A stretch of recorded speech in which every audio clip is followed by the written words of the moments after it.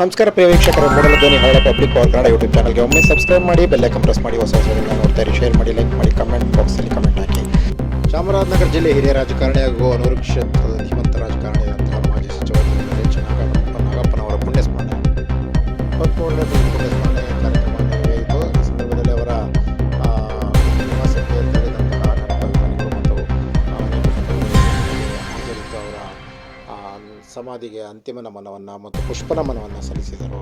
ಈ ಸಂದರ್ಭದಲ್ಲಿ ಮಾಜಿ ಶಾಸಕಿ ಶ್ರೀಮತಿ ಪರಿಮಳ ನಾಗಪ್ಪ ಹಾಗೂ BJP ಯುವ ಮುಖಂಡರಾದಂಥ ಡಾಕ್ಟರ್ ಪ್ರೀತಮ್ ನಾಗಪ್ಪ ಮತ್ತು ಅವರ ಕುಟುಂಬದ ಎಲ್ಲರ ಕುಟುಂಬ ವರ್ಗ ಮತ್ತು ಈ ನಾಗಪ್ಪ ಹಾಜರಿದ್ದು ಎಚ್ ನಾಗಪ್ಪನವರಿಗೆ ಪುಷ್ಪ ನಮನ ಮತ್ತು ಅಂತಿಮ ಸಲ್ಲಿಸಲಾಯಿತು. 1962ರಲ್ಲಿ ರಾಜಕೀಯ ಪ್ರವೇಶ ಮಾಡಿದಂಥ ದಿವಂತ ನಾಗಪ್ಪನವರು 62 ಶಾಸಕರಾಗಿ 94ರಲ್ಲಿ ಜನತಾ ಪರದಿಂದ ಮತ್ತೊಮ್ಮೆ ಶಾಸಕರಾಗಿ ಸಚಿವರಾಗಿ ಅನೂರು ಕ್ಷೇತ್ರದಲ್ಲಿ ಸುಮಾರು 40 ವರ್ಷಗಳಿಗೂ ಹೆಚ್ಚು ಕಾಲ ರಾಜಕಾರಣದಲ್ಲಿ ಸಕ್ರಿಯವಾಗಿದ್ದಂತಹ ರಾಜಕಾರಣಿ.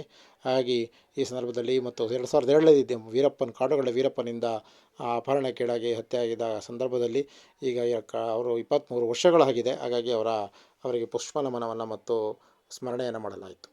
ಮೂಡಲ ಧ್ವನಿ ಹವಳ ಪಬ್ಲಿಕ್ ಪವರ್ ಕನ್ನಡ ಯೂಟ್ಯೂಬ್ ಚಾನಲ್ಗೆ ಒಮ್ಮೆ ಸಬ್ಸ್ಕ್ರೈಬ್ ಮಾಡಿ, ಬೆಲ್ ಐಕಾನ್ ಪ್ರೆಸ್ ಮಾಡಿ, ಹೊಸ ವಿಡಿಯೋಗಳನ್ನ ನೋಡ್ತಾ